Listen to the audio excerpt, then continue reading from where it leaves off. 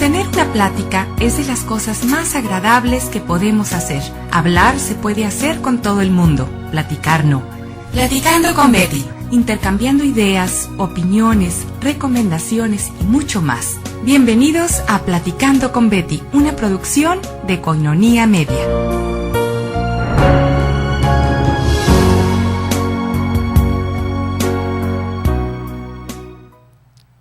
¿Qué tal? Hola, ¿qué tal? Muy buenas tardes.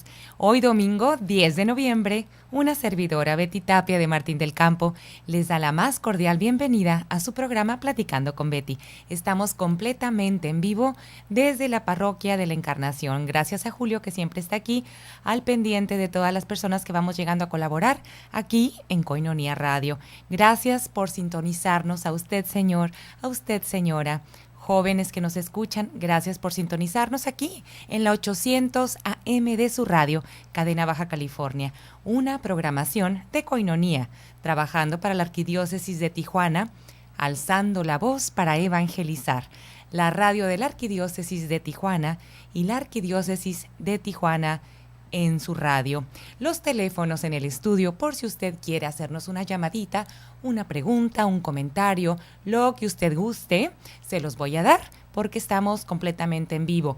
Si está usted aquí en Tijuana, solo marque 622-8962. Desde Estados Unidos, 866-228-4305. Desde el resto de la República Mexicana, marque 01800-788-7606. Por la web www.koinoniaradio.org. Disculpen, un poquito mala de la garganta, estos cambios de clima, pero bueno, seguimos adelante. Y también la otra página, si está usted por internet, es www.tjcatólico.com. Les mando un abrazo, perdón por esta cuestión de la garganta. Son cosas que pasan en vivo, es normal, no pasa nada, ¿verdad? No pasa nada. Gracias por seguir aquí con nosotros. Le mando un abrazo a todas mis señoras de ANSPAC que están colaborando con este hermoso apostolado a través de las más de 21 parroquias que pertenecen a esta organización de ANSPAC, Asociación Nacional para la Superación Personal AC, donde muchas personas, muchas señoras de mucha voluntad y de muy buen corazón, les impartimos pláticas de formación humana y de formación moral. A una servidora le corresponden el Pípila y también señoras que se acercan del Dorado y también asisten al Pípila. Les mando mi abrazo con todo corazón, mi admiración, porque no es fácil estar asistiendo a veces con tantas actividades que tienen como mamás, esposas, inclusive a veces también trabajan o nada más son amas de casa. El ser ama de casa es muy esclavizado, muy pesado y además a veces lo combinan con el trabajo porque ayudan a sus esposas o algunas ya son señoras viudas y es admirable la labor que hacen para poder estar ahí 2 horitas con nosotros en las parroquias de aquí de Tijuana que imparten estas pláticas de formación humana y moral, de la cual pues yo me sumo y los invito. Si usted está interesada, acérquese, son pláticas gratuitas en donde les vamos a dar muchas técnicas, herramientas para que usted valore todo lo que tenga, esté más tranquila, tenga más herramientas para llevar a cabo la labor de madre y de esposa en su hogar, liderar su hogar como debe de ser, como una muy buena orientadora y guía, como eje y motor de su hogar que usted es. Además se va a distraer y va a aprender también mucho de el catecismo de la Iglesia Católica, que muchos temas de ahí obviamente se imparten de una manera muy amena y sencilla en la formación moral. Y nosotros continuamos viendo este tema de la educación.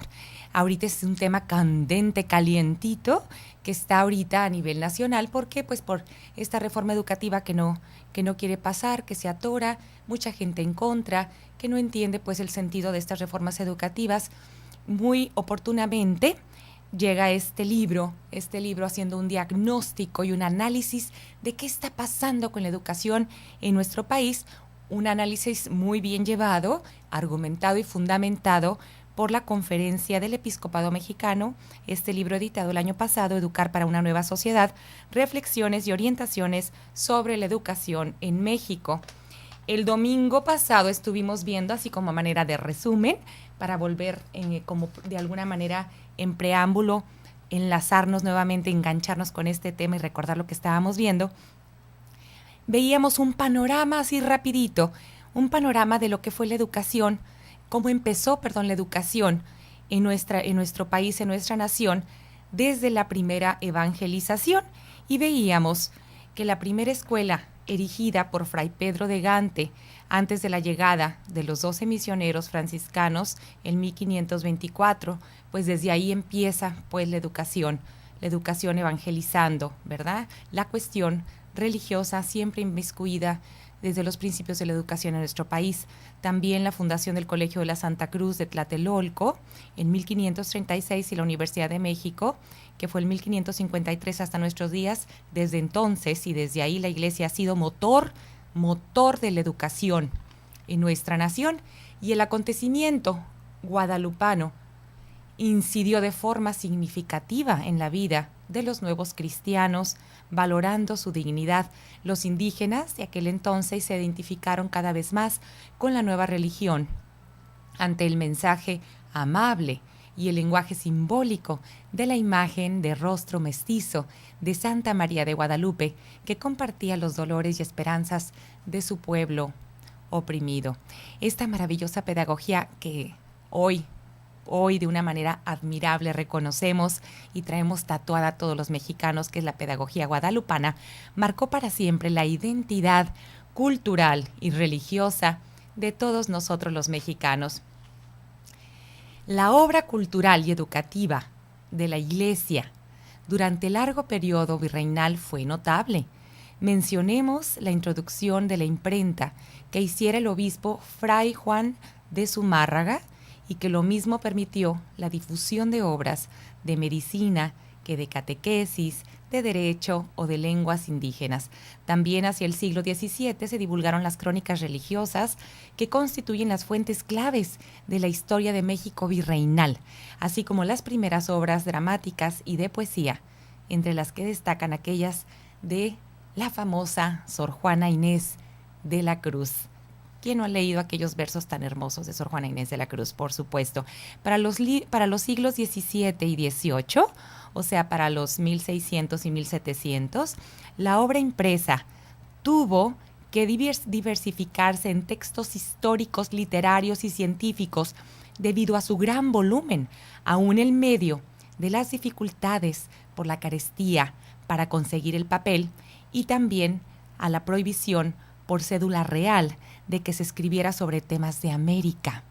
En este contexto destacó la obra científica del sacerdote, poeta, historiador, astrónomo y erudito novohispano Carlos de Sigüenza y Góngora.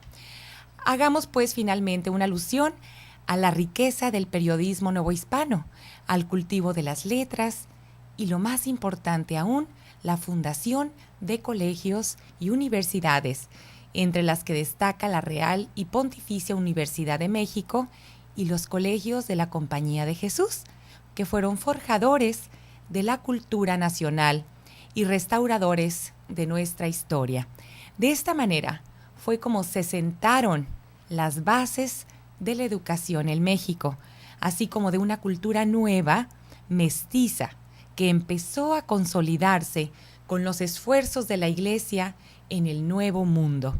Entre los principales destinatarios de esta incipiente pedagogía apostólica deben señalarse los niños, indígenas y mestizos, quienes aprendían mejor y colaboraron de manera eficiente en la obra evangelizadora. Tras el triunfo, pues, del movimiento insurgente, ya empezando un poquito más para acá de la historia de nuestro país, tras este movimiento, el triunfo de este movimiento insurgente y la consumación de la independencia el 27 de septiembre de 1821, surgió la necesidad de configurar social y jurídicamente la nueva nación. Y con esta nueva etapa empieza, pues, desgraciadamente, la división de la Iglesia con la educación. No podía seguir siendo lo que había sido hasta entonces, pero tampoco se tenía un modelo afinado de lo que debería ser. Desde la Constitución de 1824 comenzó la disputa entre tradición y modernidad personificada en la confrontación entre monárquicos y republicanos primero, y liberales y conservadores más adelante. Y esta disputa se prolongó a lo largo de todo el siglo XIX y tomó el tono de una lucha por la conciencia. En efecto, ambos grupos, identificados como liberales y conservadores, se dieron cuenta que la educación era un medio indispensable y excelente para imponer su cosmovisión, que hasta ese momento había estado en manos de la Iglesia. Y ahí es como lo retoman. La educación quedó pues tensada entre los distintos grupos que conformaban la sociedad mexicana. El Estado, empeñado en afirmar su jurisdicción y su poder sobre todo lo público, y la Iglesia, constituida como bastión cultural y moral de la nación, reivindicando su derecho a educar.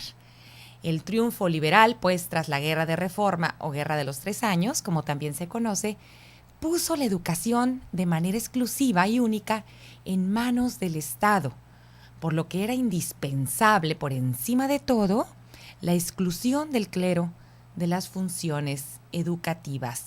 Lamentablemente, estos fueron pues los inicios de la separación, de la secularización de las manos y del criterio y del pensar de la Iglesia actuando en el Estado respecto a la educación, lamentablemente. El intento de definición legal expresado en el artículo 3 de la Constitución de 1857 leía una sola y confusa frase: la educación es libre, que a pesar de ser breve pretendía excluir a la Iglesia de la formación de los ciudadanos y apelaba al laicismo.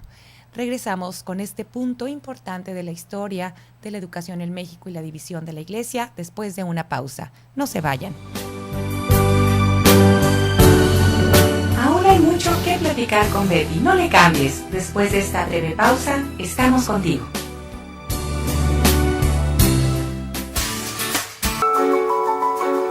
Platica con nosotros a través de nuestras líneas telefónicas 622-8962 en Tijuana, 866-228-4305 desde Estados Unidos.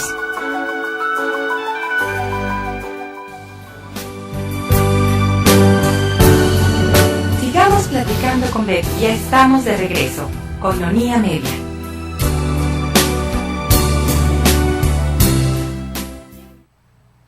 Y estamos de regreso. Gracias por continuar con nosotros aquí en la 800 AM de su radio, Cadena Baja California, a través de la producción de Koinonia Media y Koinonia Radio.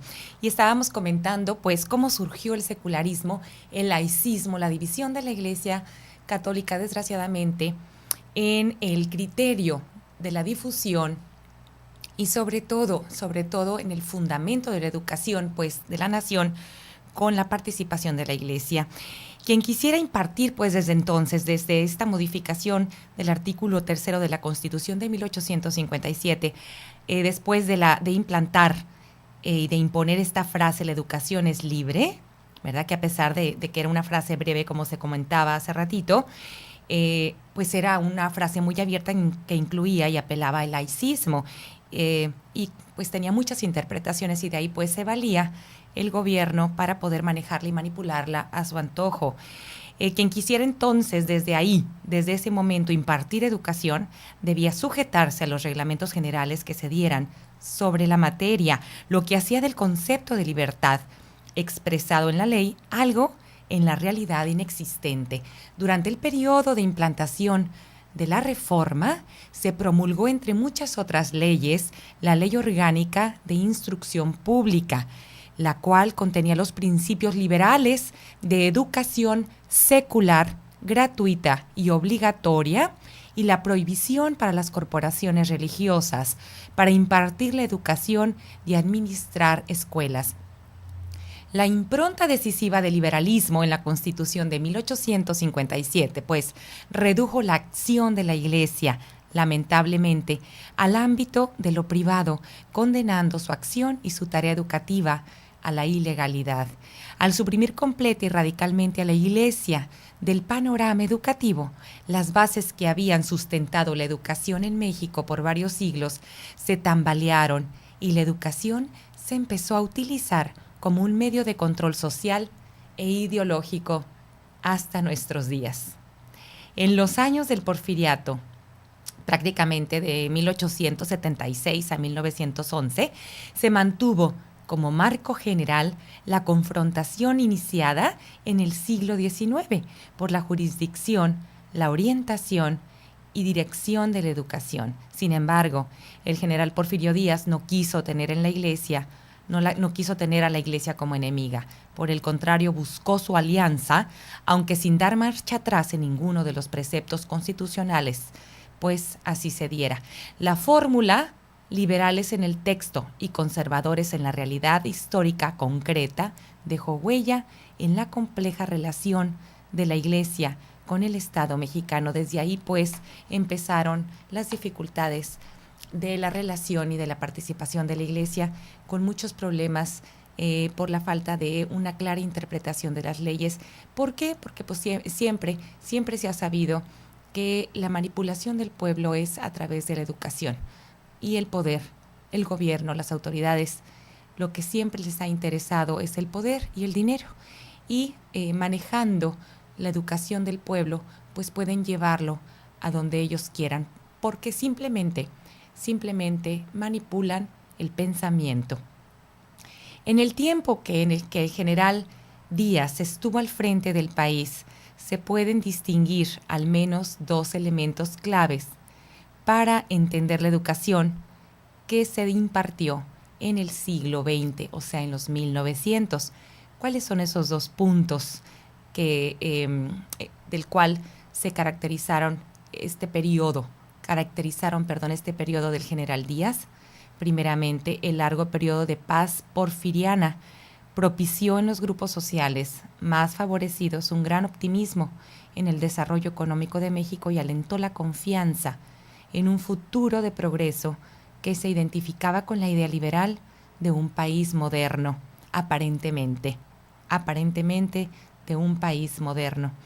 Y segundo punto, el proyecto oficial contempló a la educación como la panacea para aliviar las carencias y predicó el ideal de una educación básicamente igualitaria que uniría a todos los mexicanos.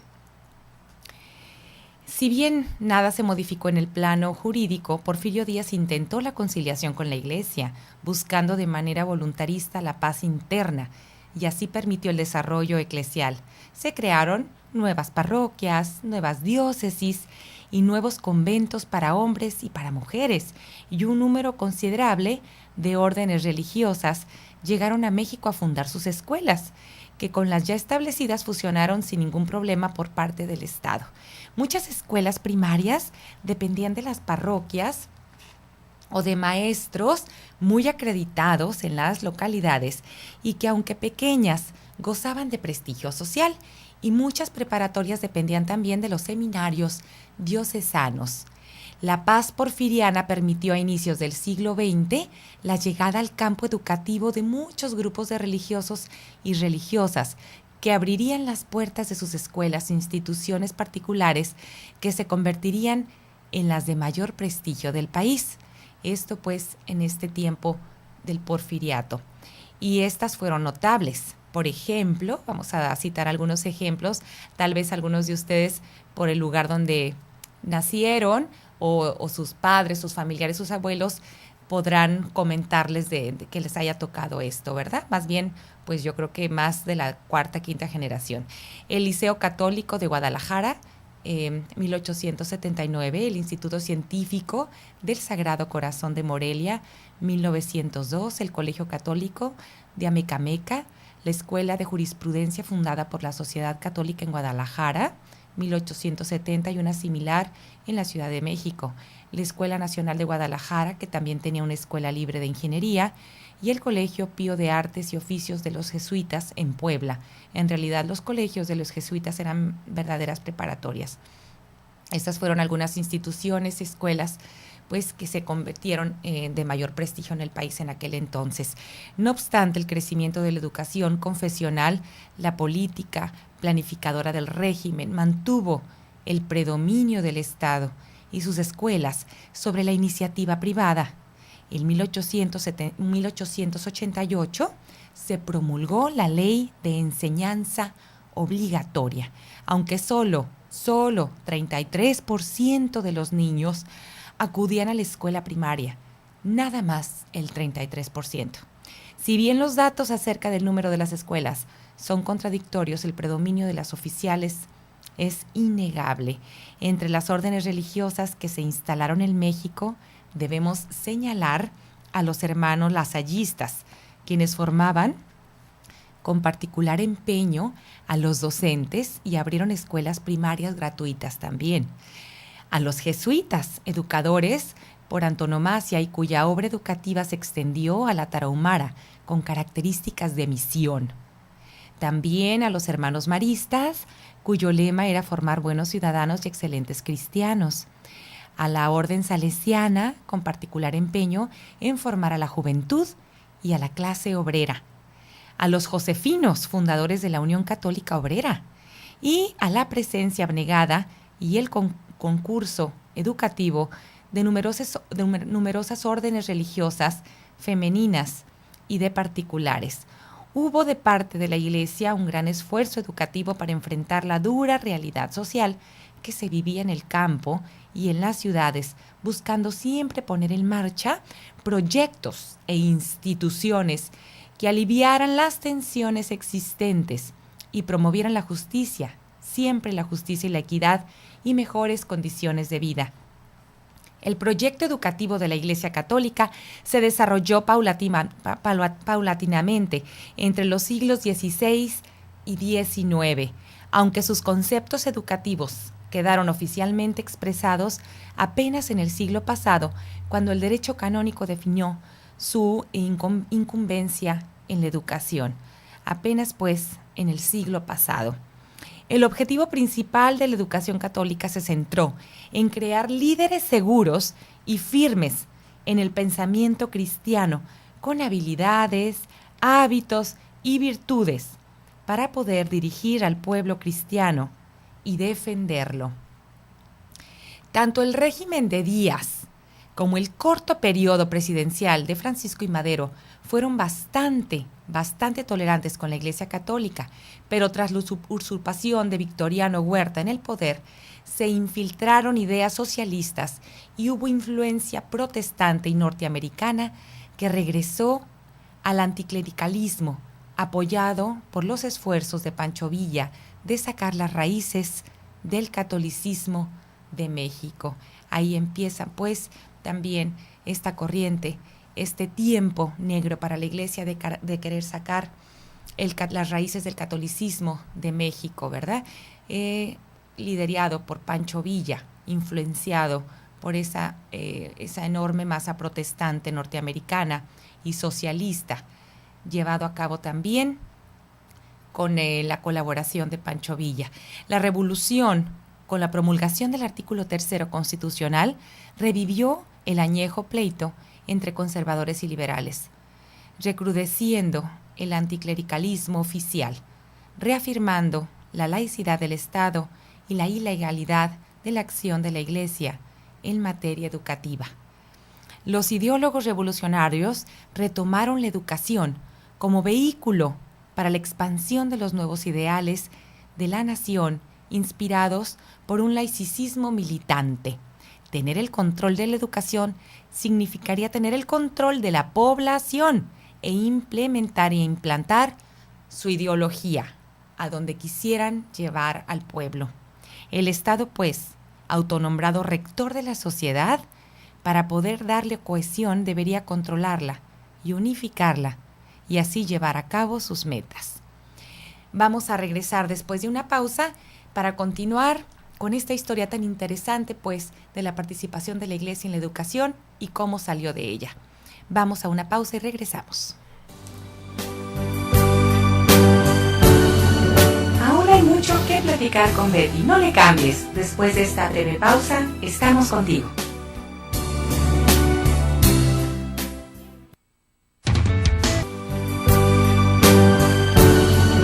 Sigamos platicando con Betty. Ya estamos de regreso. Coinonía Media.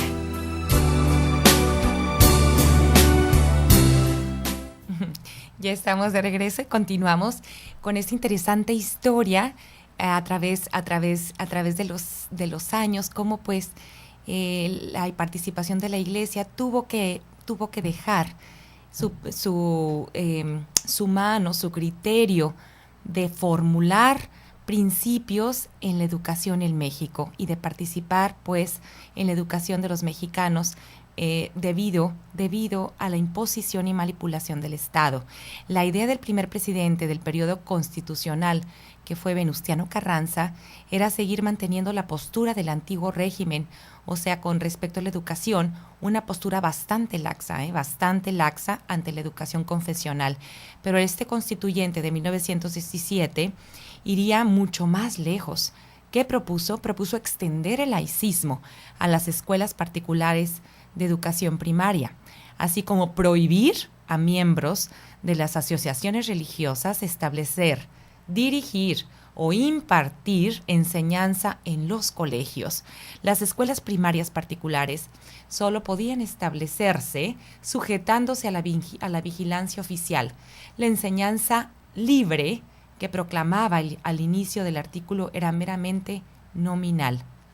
El artículo 24 proclamaba la libertad de cada ciudadano para profesar la creencia religiosa de su agrado, pero el culto no podía ser público, sino dentro del templo y siempre bajo la vigilancia de la autoridad. Por su parte, el artículo 130 constitucional dejaba en claro la intromisión del Estado en la vida de la Iglesia en materia de disciplina externa y culto religioso, lo que impedía a la Iglesia, pues, cualquier participación en la vida pública. Y ahí la Iglesia se vio atada de manos. Esta postura del Estado provocó que un sector de la ciudadanía se organizara en contra de medidas que lastimaban a su religión y limitaba la libertad de escoger el tipo de educación que más conviniera para sus hijos. Se crearon también numerosas protestas denunciando públicamente que el propósito manifiesto de semejantes disposiciones es extirpar la antigua fe del pueblo mexicano. Los papas Benedicto XV y Pío XI exhortaron a los legisladores a tener en cuenta la libertad religiosa y los derechos de la Iglesia. En aquel entonces, dirigido pues esto de parte de estos papas a la nación mexicana. Esta confrontación abierta reveló que la Iglesia disponía de una base y presencia social bastante considerable, lo cual generó que un grupo nacido a raíz de estos acontecimientos fuera precisamente la Unión Nacional de Padres de Familia. Y esta fue constituida por padres de familia de toda la República, que buscó oponerse y superar esta discriminación.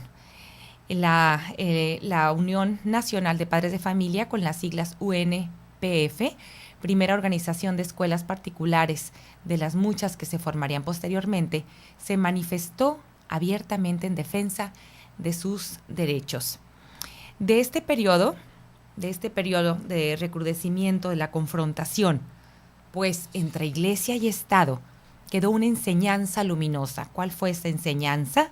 La importancia, pues, de una sólida formación laical en la situación más adversa imaginable y el sentido de obligación y de responsabilidad de los laicos en el presente y futuro de México, del cual, papás, nosotros que debemos estar siempre siendo el puente de nuestros hijos con la Iglesia, con la doctrina de la fe y con la educación de nuestros hijos, pues tenemos que seguir siendo una pieza clave y estar siempre presentes en seguir tratando de conciliar pues la religión, las bases de nuestra religión, la parte religiosa en cuanto a ética moral, en cuanto a valores, ¿verdad?, con lo que se implanta en la escuela.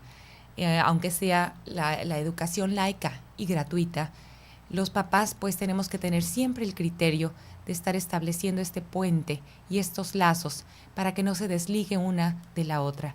La educación es libre, sí, claro, pero que no se desprenda de las tradiciones y de los valores religiosos y morales que nosotros queremos implementar en la formación integral de nuestros hijos. La tarea educativa, pues, desde entonces, desde esta unión de padres de familia y de la participación de los laicos para defender los derechos ante esta discriminación sobre la libertad de creencia, cobró fuerza, cobró mucha fuerza con un sentido renovado, impactando en valores, actitudes, aptitudes, mejoramiento material, interiorización, reproducción social del modelo católico y mejoramiento indudable de la calidad misma de la educación. En la segunda década del siglo XX, o sea, después de 1950, se regresó a una tensa calma en la cual las órdenes religiosas tuvieron la oportunidad de reorganizarse, pues había una tolerancia entre los ya cristalizados valores revolucionarios en materia educativa, con la creación de la Secretaría de Educación Pública y la existencia de escuelas primarias. Grandes reformas y esfuerzos educativos se llevaron a cabo durante la presidencia del general Álvaro Obregón. Estamos hablando de 1920 al 24, quien designó como secretario de Educación Pública a José Vasconcelos. Sin afán de ganar poder ni prestigio, consagró su trabajo a hacer de la educación un fin en sí misma, coincidiendo numerosas líneas de sus acciones con el proyecto educativo de la Iglesia. José Vasconcelos fue un personaje importantísimo para sentar buenas bases con ética en la educación en México, del cual vamos a hablar un poquito más en este tiempo.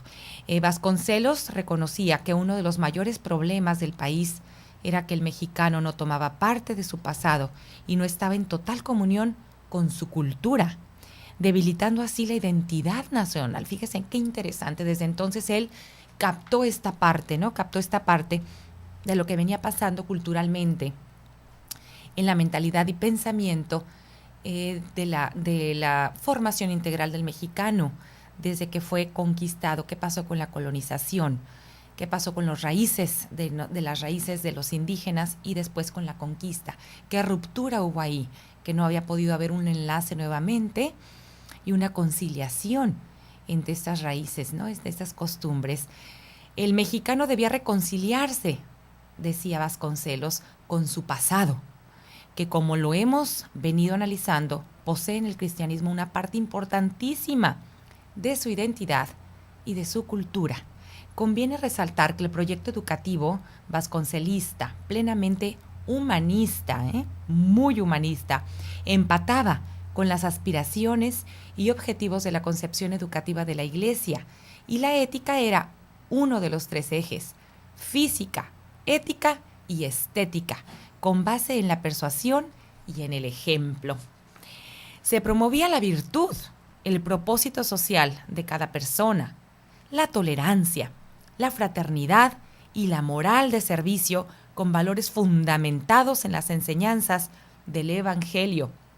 Recuerden ustedes, hacemos aquí un paréntesis, recuerden ustedes cómo eran las generaciones que salieron a mediados del siglo pasado, de 1900, que fueron, bueno, más o menos para estas generaciones vendría siendo la 4ª generación ascendente, ¿no?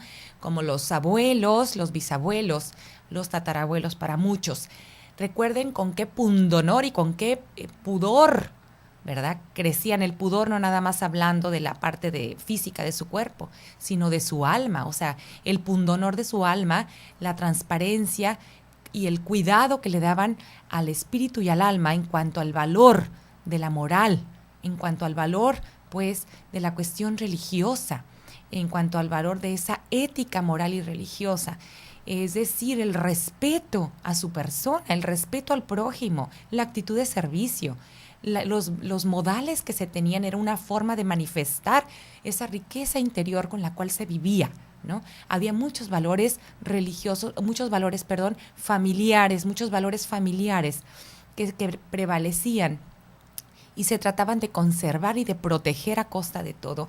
Ellos se formaron pues con todo este marco tan rico de valores que hoy estamos perdiendo. Además, pues no había tanta participación pues de ese secularismo y de ese laicismo en cuanto a combinar lo que había en ese entonces que prevalecía en los hogares con una ideología de una globalización que todavía no llegaba, pues, así como esa bocanada de aire que llega a desvanecer los cimientos que había en aquel entonces en los hogares, ¿no? En los hogares fuertes, con matrimonios fuertes, en donde el pundonor prevalecía en la persona, el respeto y la dignidad prevalecía en la persona ante cualquier placer, ¿no? El sentido de vida y de trascendencia era muy serio y lo tomaban en serio.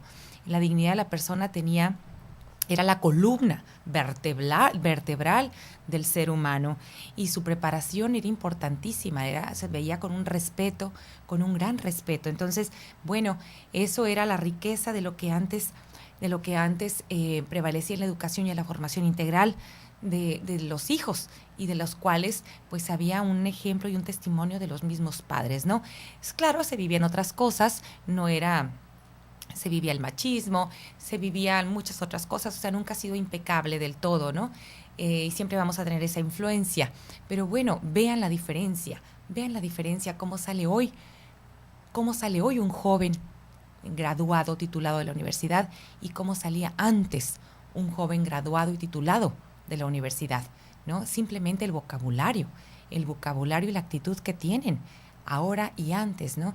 Y muchas generaciones sí pudimos ver esa diferencia.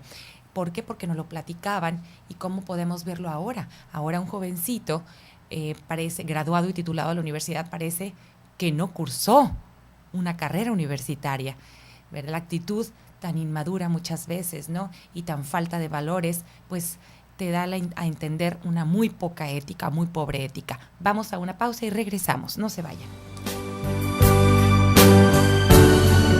Aún hay mucho que platicar con Betty. No le cambies. Después de esta breve pausa, estamos contigo. 1. Platicando con Betty. Ya estamos de regreso. Coinonía Media.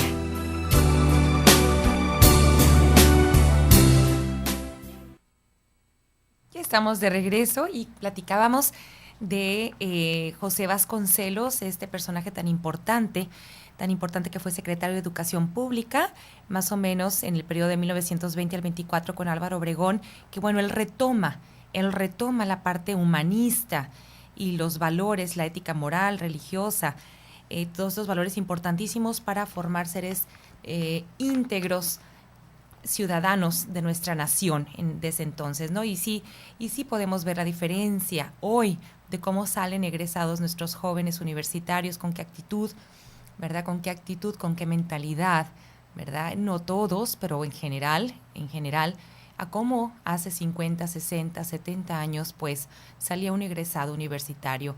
Realmente, los maestros, por ejemplo, los que tuvimos papás que vivieron en el interior de la República, nos pueden platicar. Yo, por ejemplo, mi mamá, ella es de Aguascalientes, y me platica cómo eran los maestros en los colegios y las universidades de allá. Y eran unos catedráticos, eran unos maestros en toda la extensión de la palabra, con una vocación a la docencia y una seriedad y una responsabilidad al compromiso por la influencia que ejercían, ¿no? Que ejercían en cada alumno al enseñar y simplemente con una congruencia de vida. ¿Por qué? Porque pues eran testimonios y era ejemplo para el joven o para la joven que estudiaba en aquel entonces lo que el maestro hiciera de su vida. Entonces era un testimonio, un ejemplo de enseñanza con su congruencia de vida, su pensamiento, su preparación, su seriedad de vida, ¿no? Hoy, desgraciadamente, no tenemos esa misma calidad de maestros, no con todos, pero sí hay muchos maestros que dejan mucho que desear en su comportamiento, en su vocabulario, en su actitud, en su testimonio de vida, en su congruencia y coherencia de vida. Por lo tanto, eso claro que influye. Nunca va a dejar de influenciar un maestro en un alumno. ¿Y por qué? Bueno, porque el maestro debe de tener como líder, que es de un grupo, ¿verdad? Que va a trabajar con todo un grupo, un semestre, un año, o quizás hasta más, ¿verdad? Claro que tiene que tener ciertas cualidades, tiene que tener fe en sí mismo, fe en su vocación, fe como líder, fe en su capacidad, de su vocación de maestro, pero también tiene que tener fe en sus alumnos y en la capacidad de sus alumnos. Y además, también, como todo líder, eje y motor de un grupo, que no va a dejar nunca de influenciar en ellos, tiene que tener otra cualidad muy importante, la inteligencia emocional que reúne otras tantas actitudes, como es, por ejemplo, son una tolerancia a la frustración, ¿verdad? Las cualidades que se pueden ver en una persona con inteligencia emocional es tolerancia a la frustración, espíritu de equipo, toma de decisiones, creatividad para resolver los obstáculos, saber escuchar, una comunicación asertiva, asertividad en la ejecución, habilidad para llegar a acuerdos y también, obviamente, que se trate de llegar a un consenso y a un acuerdo como grupo, ¿no? ¿Por qué? Porque pues siempre hay una convivencia en un grupo y debe haber una convivencia en un grupo y siempre se está aprendiendo de los demás. Entonces es un gran equipo, un aula, un salón de clases es un gran equipo. Y para que haya un gran equipo, un grupo de seguidores, tiene que haber y existir un gran líder. Y ese líder debe ser el maestro y debe de enseñar y de ser testimonio con humildad, con humildad y hacer respetar su autoridad, porque va a organizar y porque también tiene que motivar a su grupo y tener una actitud de servicio y va a servir a sus alumnos y debe de llevar al grupo en un ritmo. Pero si alguien de los alumnos se quedase, tiene que regresarse a ver la necesidad de cada alumno para que se lleve a cada uno de los miembros a un ritmo y que nadie se quede atrás. Todas esas son actitudes y tareas, cualidades y habilidades que debe ir trabajando un líder. Por ejemplo, de saber resolver los conflictos, cómo resuelve los problemas de un grupo, ¿verdad? Cómo resuelve los problemas en las discrepancias que hay. En un aula que se pasan tantas horas de comunicación y de convivencia, siempre se van a dar situaciones así porque son relaciones humanas y las relaciones humanas son complejas. Todo esto es enseñanza, no nada más la materia que se imparte, sino cómo se lleva a cabo con madurez esa convivencia. Todo eso también es parte de la formación que debe ir trabajando y de las habilidades que debe de ir trabajando un líder, un buen maestro. Y eso es lo que antes se hacía, con ética y con moral. Hoy, desgraciadamente, a veces hay maestros, inclusive, que no se saben comunicar de una manera adecuada y respetuosa, que utilizan un mal vocabulario, que no preparan sus clases, ¿verdad? Que son groseros con sus maestros, que abusan de los alumnos en todos los sentidos. No todos, repito, no todos, pero bueno, desgraciadamente la vocación de ser maestro se ha ido degradando y desvirtuando. Y eso da como resultado también que los jóvenes no tomen con seriedad, pues, lo que aprenden en los salones de clases, en las aulas, y más ya ni se diga en las universidades, ¿no? Que realmente pues va a ser parte de su sentido de vida. La vocación que ellos desarrollen va a ser parte de su misión y de su sentido de vida, ¿no? Lo que ellos vayan a hacer en esta vida, en este mundo, es mucho de lo que ellos se van a graduar. Cómo se gradúan, cómo salen, con qué mentalidad, con qué responsabilidad, con qué compromiso social se van a entregar a la comunidad, ¿verdad? Si no les enseñaron precisamente esta parte de ética y de moral tan importante. Entonces esto era lo que quería José Vasconcelos, lo que quería implementar José Vasconcelos. Buscaba formar un arquetipo de persona que desarrollara los conocimientos, actitudes y habilidades necesarias para vivir mejor en sociedad. El ministro siempre tiene en el horizonte educativo el saneamiento espiritual de la población mexicana, labor que se lleva a cabo si se incide también en la educación de las virtudes. Por lo tanto, las virtudes y los valores no es nada más una situación de creencias religiosas, sino son valores universales que llevan a una nación al progreso. Y aquí vamos a dejar la parte histórica de cómo pues resurgió un poco la educación en la ética y en la moral con la participación de José Vasconcelos, y después continuaremos el otro programa viendo cómo se ha dado pues la separación de la Iglesia en la educación. Ahora vamos a pasar a nuestro cuentito porque ya va a finalizar nuestro programa y lo prometido es deuda. Desde hace 2-3 programas estamos narrando un cuentito parábola que nos deja una gran enseñanza y un gran mensaje de la cual podemos llevarnos después de su lectura para analizarla y aplicarla a nuestra vida. Y el cuentito que hoy les voy a leer se llama Las dudas. Y dice así: un pobre hombre que vivía en la miseria y mendigaba de puerta en puerta, observó un carro de oro que entraba en el pueblo llevando a un rey sonriente y radiante. El pobre se dijo de inmediato: se ha acabado mi sufrimiento, se ha acabado mi vida de pobre. Este rey de rostro dorado ha venido aquí por mí, lo sé. Me cubrirá de migajas de su riqueza y viviré tranquilo. En efecto, el rey, como si hubiese venido para ver al pobre hombre, hizo detener el carro a su lado. El mendigo, que se había postrado en el suelo, se levantó y miró al rey, convencido de que había llegado la hora de su suerte. Entonces, de repente, el rey extendió la mano hacia el pobre y le dijo: ¿qué tienes para darme? El pobre, muy sorprendido y muy desilusionado, no supo qué decir. ¿Es un juego?, se preguntó. Lo que el rey me propone es un juego. Se burla de mí. Seguro que tiene una trampa o un acertijo. No puede ser que me esté pidiendo a mí, que soy yo el pobre.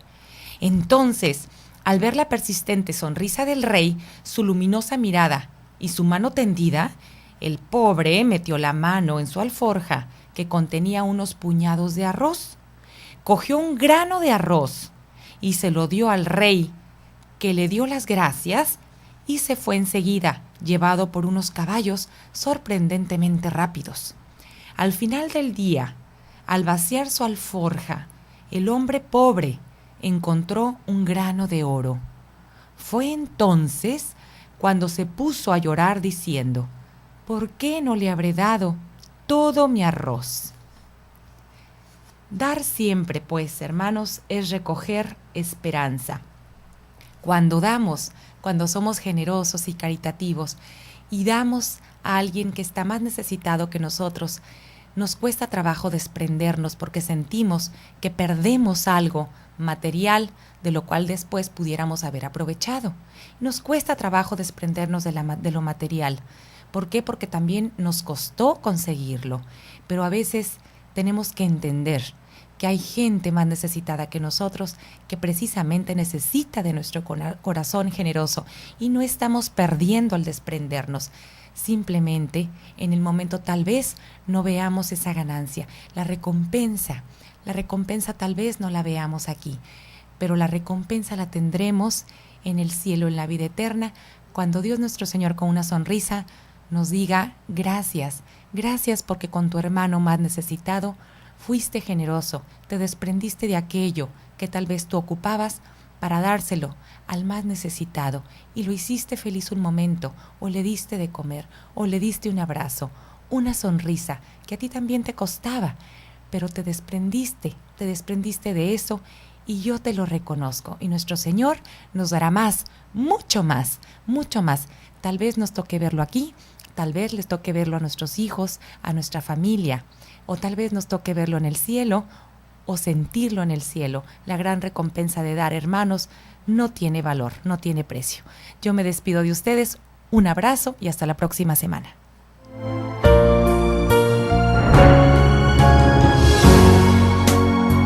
Platicando con Betty fue una producción exclusiva de Koinonia Media. No dejes de sintonizarnos el próximo programa Platicando con Betty, conversaciones que edifican. Gracias por su compañía.